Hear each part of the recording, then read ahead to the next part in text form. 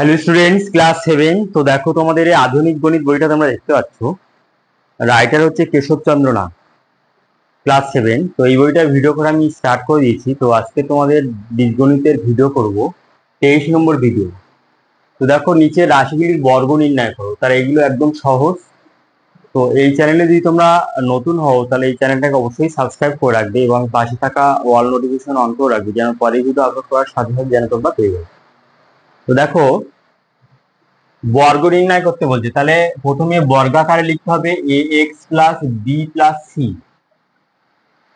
আচ্ছা, এই যে মানে প্রশ্নমালাটা আছে পেজ নাম্বার 213, পেজ নাম্বার 213, এই পেজে আছে এটা। বর্গ নির্ণয় করতে গেলে বর্গাকারে লিখতে হবে। তাহলে প্রথমে যে ডাইরেক্ট সূত্র আছে, সূত্রের সাহায্যে করা যায় বা পার্ট পার্ট করে করা যায়।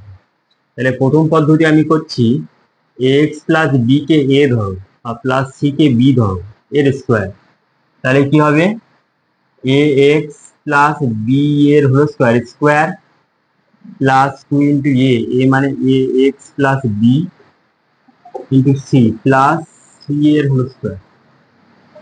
কি করলাম, মনে মনে এক্স প্লাস বি কে এ ধরলাম আর এটাকে সি ধরলাম। তাহলে আমরা কি জানি,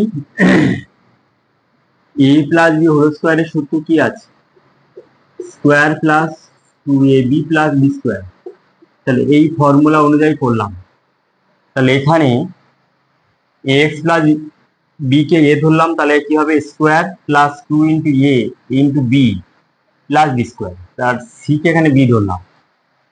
তাহলে আবার এক্স প্লাস বি এর হোল স্কোয়ারকে আবার এটাকে এক্সপ্যান্ডেড করতে হবে। তাহলে কি হবে, এ এক্স কে আবার এ ধরো, তাহলে square plus 2 into a x into B plus B এর হোল স্কোয়ার। আবার এই তিনটে রাশিমালাকে গুণ করে দাও।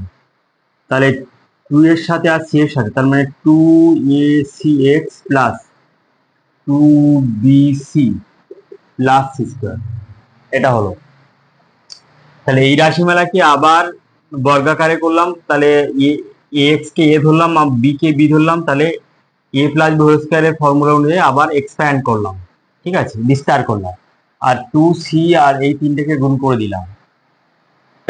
গুণ করে দিলে এই দুটো রাশিমালা পাই আমরা। তাহলে এখানে সি স্কোয়ার। তাহলে এর পরের লাইন হবে square x square plus 2ab(x) plus B square plus 2ac(x) plus 2bc plus c square. তাহলে এটা হলো এই রাশিমালার বর্গ। তাহলে আশা করি অঙ্কটা তোমরা সবাই বুঝতে পারলে। এরপরে দেখো, 4টে টার্মের একটা অঙ্ক আছে, 2 দাগের। তাহলে 2 দাগের অঙ্কটা দেখো এরকম আছে, a plus 2b plus c plus d, এই অঙ্কটা আছে। এই রাশিমালার বর্গ নির্ণয় করতে হবে। আচ্ছা, আমি বলছি যে এই অঙ্কটার বিকল্প পদ্ধতি এভাবেও মানে করা যায়। একটা একটা ফর্মুলা তোমাদের অবশ্যই তোমরা জানো, a plus b plus c এর হোল স্কোয়ারের ফর্মুলা। এই ফর্মুলা অনুযায়ী করা যায়, square plus B square plus c square plus 2ab plus 2bc plus 2ca। এই ফর্মুলা অনুসারেও কিন্তু এই অঙ্কটা করা যেতে পারে।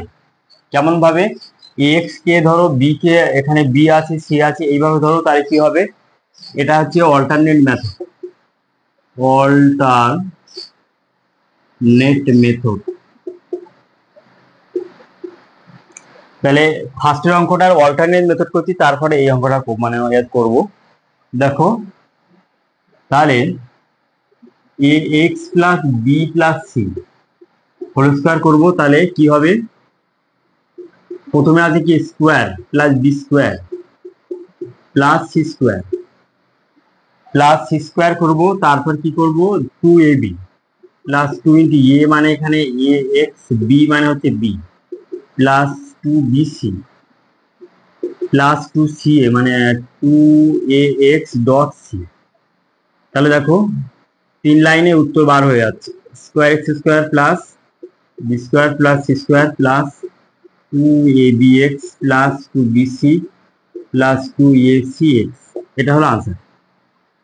তাহলে এটা 1 নম্বর অঙ্কের দ্বিতীয় পদ্ধতি, আর এটা হচ্ছে প্রথম পদ্ধতি। তাহলে দ্বিতীয় পদ্ধতিতে করলে নাম্বার কিন্তু কমে যেতে পারে, ঠিক আছে। অঙ্কের নাম্বার অনুযায়ী যাতে যে 3 নাম্বারের অঙ্ক বললে এইভাবে করলে এনাফ। এবার যদি বলে 2 নাম্বারের অঙ্ক তাহলে এইভাবে করলেও ঠিক আছে, কিন্তু অঙ্কে যদি কোনো কিছু মেনশন করে না দেওয়া থাকে যে কোন ফর্মুলার সাহায্যে করতে হবে, তাহলে কিন্তু যে কোনো একটা করতে পারো। তাহলে নাম্বার অনুযায়ী কিন্তু অঙ্ক করতে হবে, যে নাম্বার যদি কম থাকে তাহলে এভাবে করলে একদম ঠিক আছে।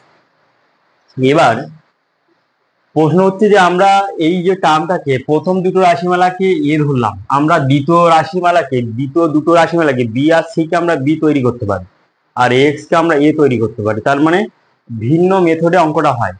যদি আমরা এখানে এক্স কে এ তৈরি করি আর বি প্লাস সি কে বি তৈরি করি, তাহলে কিন্তু একই রকম ভাবে বিস্তার করলে উত্তর সেম টু সেম দেবে। এবার আমি চলে যাচ্ছি দ্বিতীয় অঙ্কে। 4টে টার্ম আছে, আগে ছিল 3টে টার্ম ছিল, এখন হচ্ছে 4টে টার্ম আছে। তাহলে 4টে টার্মের একটা অঙ্ক দেখিয়ে দিলে বাকিগুলো তোমরা সব করতে পারবে অবশ্যই। তাহলে এই অঙ্কটা বর্গ করতে হবে, তার মানে বর্গাকারে লেখো। এবার কি করতে হবে, প্রথম দুটো রাশিমালাকে এ তৈরি করো,